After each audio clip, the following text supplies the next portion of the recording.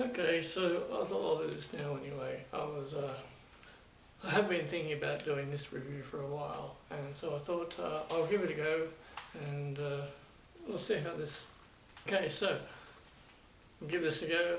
I have been thinking about talking about this album for a while, and I thought I'll just give it a rough. I'll talk about it now. So uh,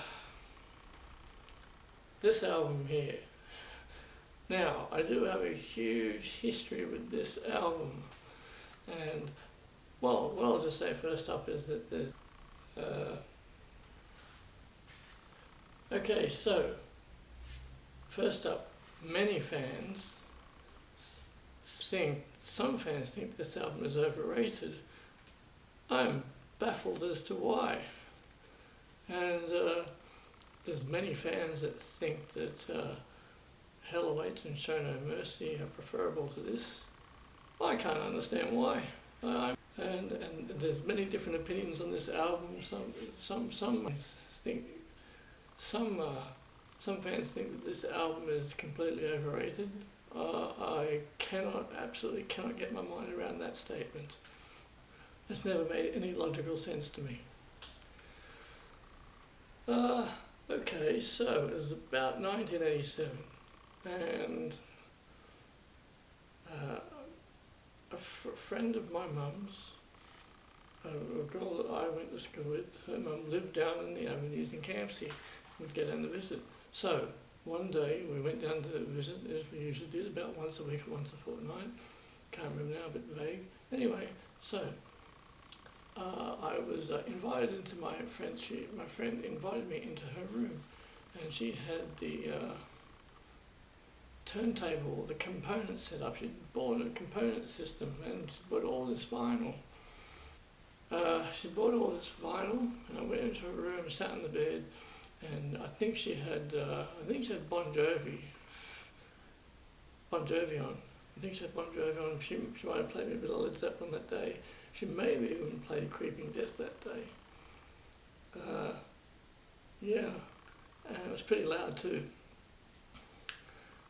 And this was, don't remember what the year was. Hang on, let me just, was my, okay, was 86, I can't remember what the year was now, around that time. And then she had some Led Zeppelin, as I said, Led Zeppelin was playing, she had Twisted Sister, and then she said to me, do you want to hear some really cool shit? And I'm like, okay. I was about 15 at the time, I think I was 16 at the time. She put this album on. Very fortunately, she put it up loud, really loud. And it was on vinyl, needle on the vinyl, and played this extremely loudly. And at first I almost jumped back because I didn't know what was happening, I didn't know what was going on. I'd never heard anything before. My history with music up until that point was, well, at home I've been listening to the top 40, Kylie Minogue, John Farnham. I've been listening to AC/DC, a little bit of Iron Maiden. I hadn't been introduced to Metallica yet, I don't think. I'm not sure if I've been introduced to Metallica yet, I don't know, I can't remember now. Bon Jovi vaguely, I'd seen a lot of stuff on Rage and all that. And my parents would play Irish folk music at home. I knew what was going on with the charts, and I'd explored at school. I don't even know if I'd explored that much heavy metal at school yet. So this day, this album started. It was very loud. And I think that's the absolute perfect way to hear this album for the first time. I kind of jumped back, and I was like, oh, and I said, what's this? I was a bit overwhelmed, a lot overwhelmed, and at the very same time, it felt fantastic. I think I may have said at the time, this is one of the best things I've ever heard. And then I saw the album cover, and a very, very important detail of this story is that my friend's room, the house was very old. and it's a very old smell. Everything's, it's house was fairly unkept, a lot of things, and had almost a smell of decay, which just happened to go along perfectly with the album. So I'm in this room which had these different smells and a very, very old smell, and this album playing it, blasting it, and I'm holding the album cover, and I'm looking at the album cover, and I'm wondering what's going on. And this album is pounding along frantically, yet in this rhythm which I had never heard before, along with this frantic pace, but yet had beauty to it. How would I describe my first hearing of this album? It was all the way through, non-stop. There was no interruptions, and I wasn't unsettled by it. It had this calculated rhythm to it. It was a bit special, and I was overwhelmed. Halfway through Angel of Death, and I was sort of no longer overwhelmed. I was just fascinated by it, really fascinated by it, and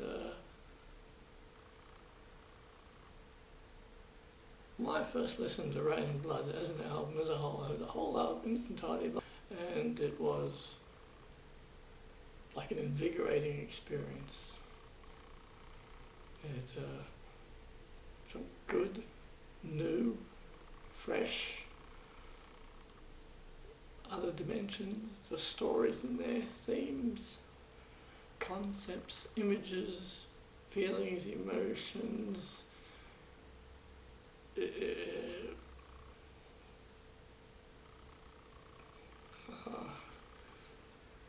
Well, it changed the way that I perceived music,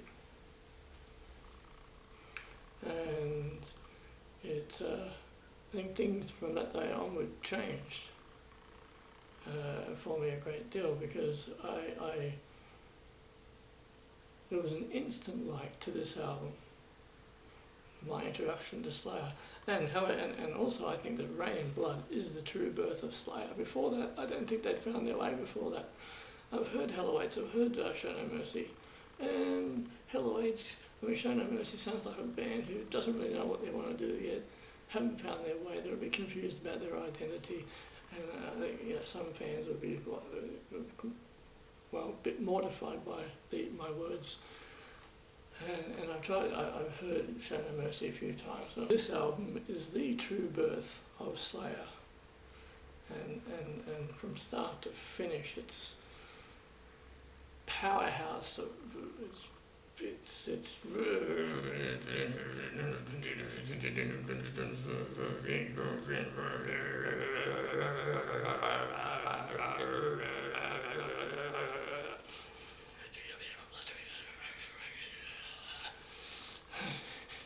you know, mean accessory of Belashi, and it's and then I think I had to put on the TDK back in that day. I got a TDK, and I got my friend to record on the TDK tape, and I would listen. I listened to it many times, and this particular CD, I can't remember when I bought this. I don't remember when I bought this CD. I bought this sometime in the 90s, this copy. It's the only copy that I've ever had. I think I bought it sometime in the 90s, and this is the from the Sydney CBD. This is the back there, and I've always liked the back cover, especially when you hold the vinyl and you look at there's a very particular strong particular atmosphere about the album cover, both sides of the album cover. And with the remix, they've got Aggressive Perfector on here and Criminally Insane remix. And now, quite honestly, this album stops at Rain and Blood. the title track. That's where it stops for me. I don't like hearing the other. I don't like hearing the two extra tracks. I just I don't, and there's been a couple of reviews on YouTube of Slayer's Rain and Blood, and I have read some of the comments, and some people have said, oh, you know, I'll take piece by piece, I'll take Necrophobic, oh, yeah, and you know, sometimes I can hear Altar of Sacrifice, the 3 good tracks. It's like, what the hell are you talking about? This is not, this particular album is not an album where you take, you know, this track here and that track there, and you say, oh, you know, they're okay. This album comes as a compulsory body of work. This is listen to this from start to finish, without any interruptions. And it's not like, oh, you know, Altar of Sacrifice, but the rest of the album I completely do not comprehend, and I do not understand that way of thinking at all. And this is well, it is a classic album. It's sort of more than a classic album. It always presents a very particular, sets up a, you know, you've got your imagery and you've got your it's you know, it's, and especially if I haven't heard this for a while. If a year goes by and I haven't heard it, and I put this on, it's like, oh yeah. It's very stimulating, soothing and stimulating. And that day, I still remember that day in the bed, the smell of the house.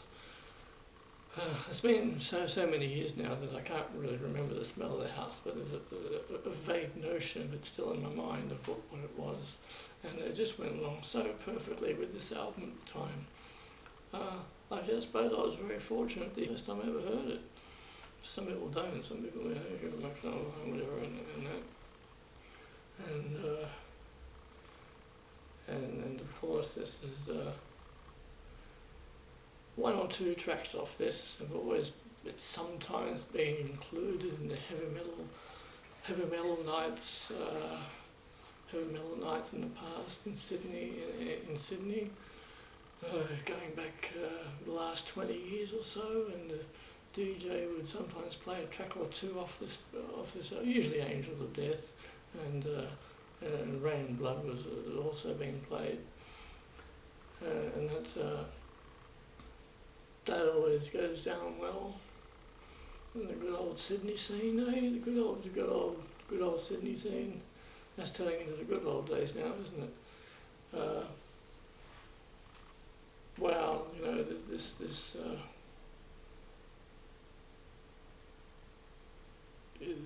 this album, and then I took this album to school on the TDK tape, and I lent it to a friend of mine. I lent to a friend of mine, Richie, and I lent to a friend of mine, and he took it home. He brought it back the next day to physics class. He threw it in the physics thing and said, "This is evil music. You're listening to evil music. This is the devil's music. I don't want to listen to this." And then the next day, he said, actually, you know what? I might have another listen to that. I might have a second go of that. I just want to check it out for the second time. So he had another listen to it, and totally connected with it, completely connected with it. And sometimes, sometimes every now and again we remember that and have a laugh about it.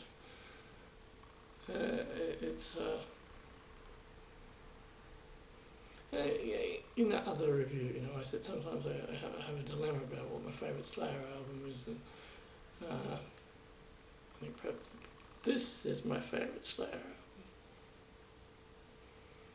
This is a unique journey to go on for half an hour, a bit less than half an hour, and sometimes how you get a great this is a really interesting album cover, but not only that, it's the the back of the back cover, the back cover is just as good as the front cover. And in fact, when I was listening to this album for the first time, I was actually looking at the back cover quite a great deal. I think the two go hand in hand. But this expanded edition is I've exported it into my iTunes, so I don't have to listen to the last two songs. But I didn't need to include that on this one. They could have just left it how it was. And I've actually seen Slayer. I did. I saw Slayer. I think I've seen Slayer twice. Saw them in '98 at Sydney Entertainment Centre, and as what you would expect from Slayer. And it's Tom Araya. Is it Araya or Araya? I think it's Tom Araya. And I'll look. I've said Araya, but I think it's actually Araya. Tom Araya doesn't really have to say too much in between songs. Although his words actually, he's like, when I realised I don't have to, I realised I don't have to say anything. I just have to stand there, and not say anything. And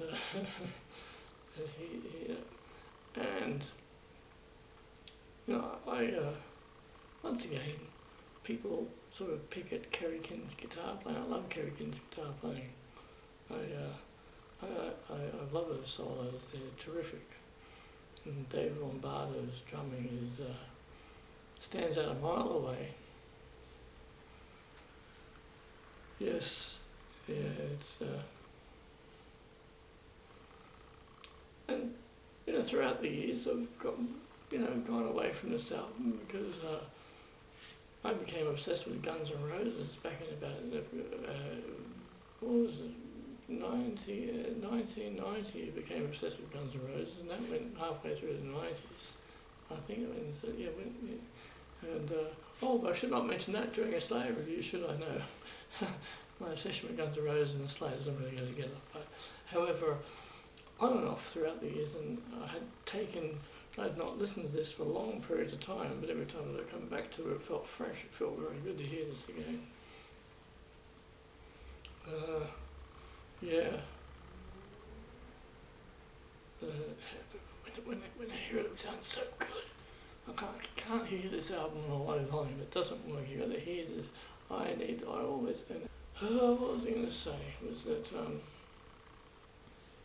listening to this album with my Audio Technica M50s, the Audio Technica M50s. Pretty much the best headphone. Well, one of the best headphones you can buy. Sounds to many albums, all albums sound good through this, and this sounds especially good through the Audio Technica M50s, and indeed it will. Indeed it does. Indeed it does.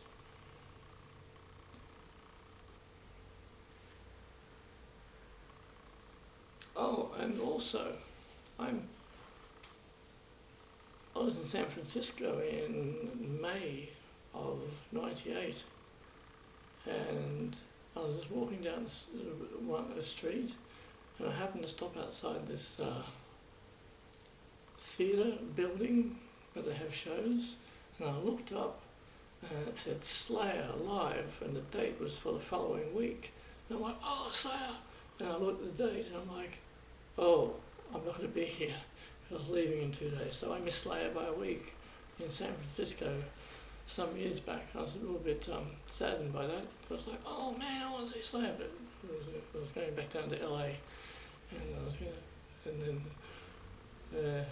didn't see that gig.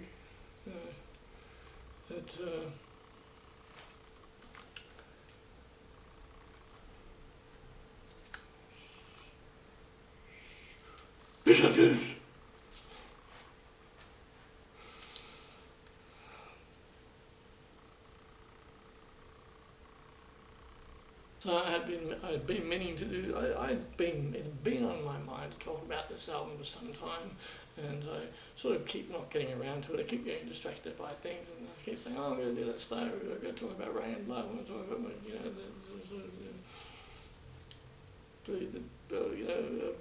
years of listening to Rain and Blood, and tonight I thought, oh, I'll do it tomorrow. And then I thought, you know what? I'll just do it now. If it doesn't work out, just record it again.